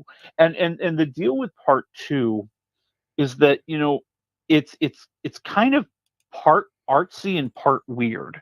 So the whole story is that yes, Arthur Fleck, the Joker, played by Joaquin Phoenix, is being held at Arkham Asylum, and he's awaiting trial for all the stuff he did in the last movie, right? And while he's there, he meets a young lady named Lee Quinzel. We know her as Harley Quinn, Right. played by Lady Gaga. And she is a big fan. And because Arthur Fleck has gotten a reward for good behavior, he gets to go to basically a treatment class where they sing to try to, lift the spirits of the prisoners. And because of this, we are then subject to several big song and dance numbers. That somehow we are now living in the fantasies of Arthur Fleck, and they're playing out before us as he and Lady Gaga sing, classic tunes and tunes, and have these elaborate numbers, and they really are just filler. It's like we didn't have the idea for an entire film. We didn't have a plot for an entire film. So we'll just throw in a bunch of song and dance numbers, and that'll bring it out. That'll make it feature-length film. And, it's sad because Joaquin Phoenix is very good. Yeah, Lady Gaga's very good. The two of them have a nice chemistry. We know a little bit about the Joker and Harley Quinn. Now, this is not the Harley Quinn like you've seen Margot Robbie play her in the Suicide Squad. I've heard it's a very different character, which is really disappointing for a lot of people. All right, give me a movie rating here. Where are we at? I'm at 2 waffles. I'm at 2 waffles because ultimately it just kind of feels pointless. And I think the ending is going to be kind of controversial among some people. It's one of those endings where it's kind of cool artsy-wise, but maybe not cool storytelling-wise. Oof, so man. I'm going to leave it there. All right, we got about 2 minutes here. You got 2 more left. Okay, I'll go real quick through one of them. Bad Guys Haunted Heist. This is your kids animated scary film from Netflix, except in this case it's a 24-minute film because it's kids and they have the attention span to handle 24 minutes. And this is part of every streaming service has something for Halloween, and it's okay. I mean, basically the bad guys, if you remember the movie, they're a bunch of animals that are heist experts, and they have decided they're going to steal something valuable from a local haunted house, and of course that's not going to go well. Again, about 2 waffles. It's kind of cheap animation. It's not the greatest storytelling. It's Scooby-Doo level. Kids will like it, and the rest of us will be like, well, it's over in 24 minutes. Okay. Excellent. I can take 24 minutes of badness, I guess. Yeah. Which leads us to the latest Sarah Paulson movie. She's been big, of course, in American Horror Story and everything. Hold Your Breath. Yeah, a really cool idea. That she is part of this family that's living in the Dust Bowl in the 1930s, and the dust storms come in, and it's just devastating everything. And they also think they see a mysterious drifter in the dust, and wherever he shows up, there is death and destruction not far behind. So it's kind of that psychological thriller. It's kind of the idea that they're all trapped there. They have to try to strive to live in impossible situations. We wonder if Sarah Paulson is really kind of holding it together, or is she maybe not holding it together? And so I'm at about 2 waffles. I think there's some great acting performances. I think there's some solid scenes, but again, it needs more story and less scenes, if you know what I mean. 2, 2, and 2. That's not a great weekend, my friend. I guess I'm going to be watching reruns. All right. Well, Willie Waffle, wafflemovies.com. Thank you, my friend. We'll see you next week, okay? Next week, we'll talk about the Saturday Night Live movie. All right.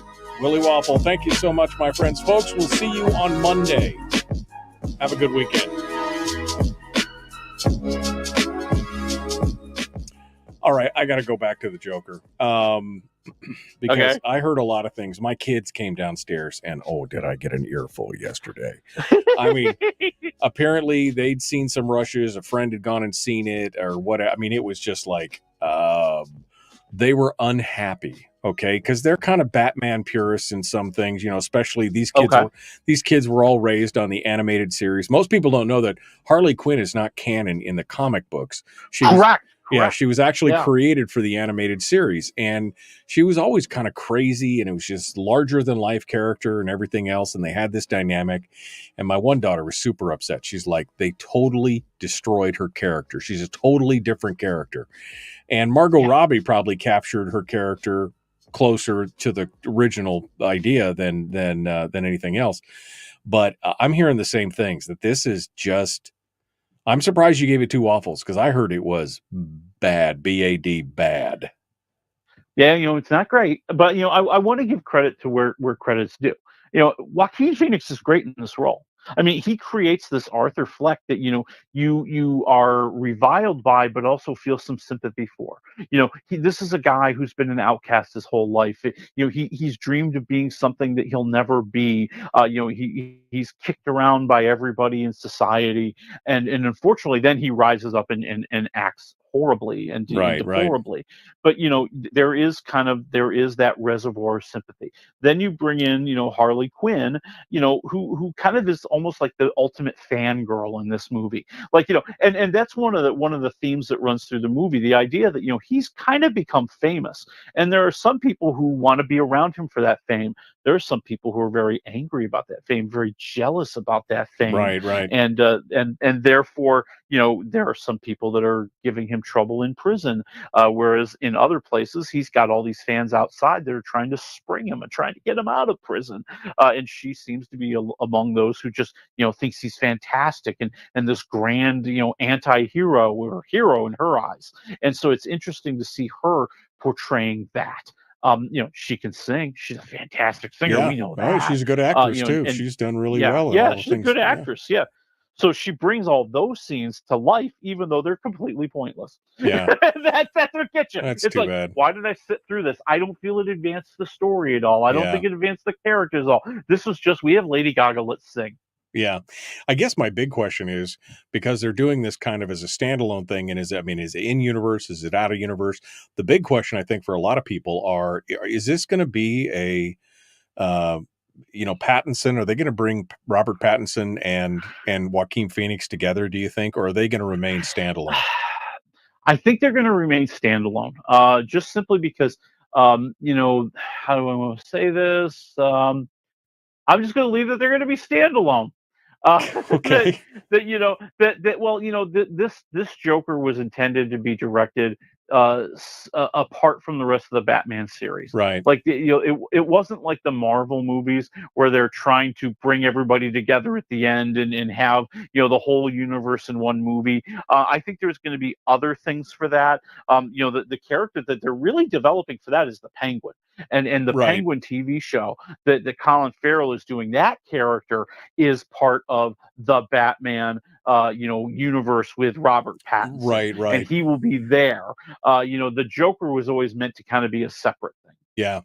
Well, it'll be interesting to see how it runs out. It's too bad because the Joker, that original movie, was so kind of groundbreaking in the way that it did it. It was really, it didn't treat it like a superhero movie at all. It was like a drama of a mind melting down, and it was fascinating to watch. It was really, really a good show.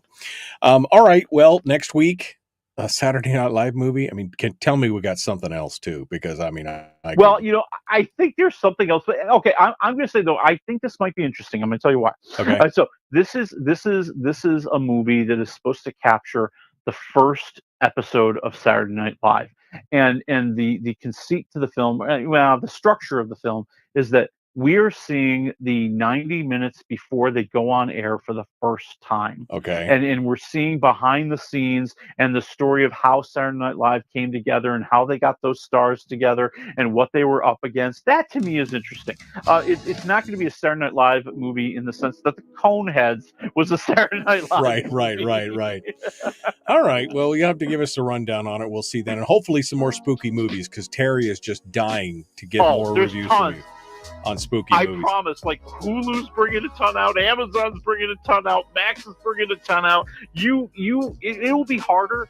Okay, listen, it'll be harder this month to not get your underpants scared off than to get them scared off. Okay? You're assuming that I'm wearing underpants right now. All right. Willie Waffle, wafflemovies.com. Thank you, my friend. Good to see you. All right, we'll see you next week. Folks, out of time. Gotta go. Love you. Be kind. Love one another. Live well.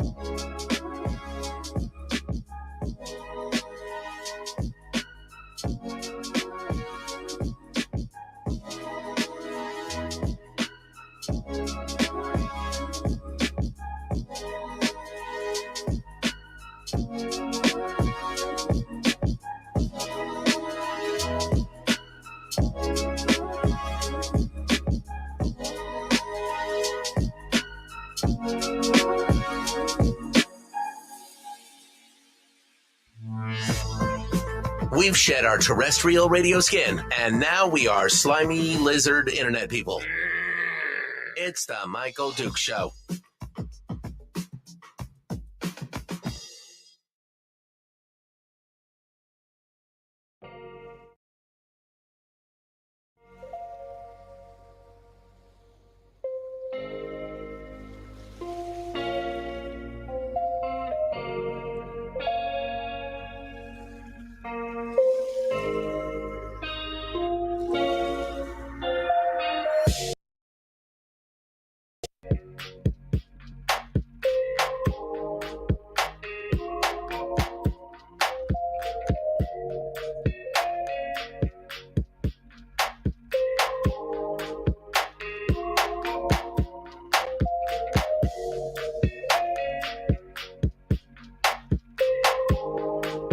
Welcome